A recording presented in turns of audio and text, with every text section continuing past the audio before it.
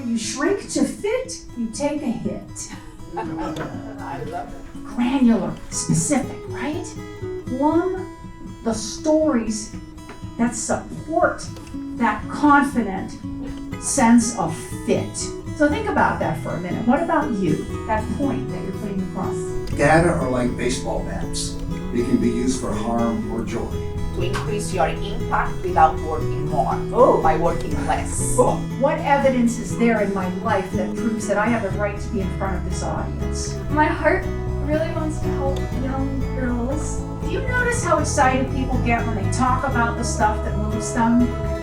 Where they can actually make a difference? Wherever you are, you have built up experience, know-how. That can be quite profound for them. You are free. Free to use your words to change your world.